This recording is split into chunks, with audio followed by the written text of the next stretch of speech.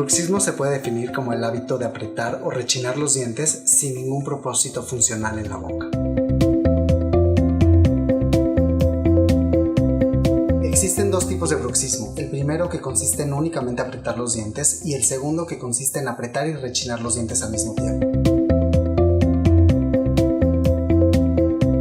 Los síntomas principales son dolores de cabeza, zumbido del oído, mareos y tronido de la articulación temporomandibular. El tratamiento consiste en utilizar una guarda rígida de acrílico dura durante todas las noches y el objetivo de esta es aumentar la altura de la boca para así lograr relajar los músculos de la masticación y con eso que se da la molestia.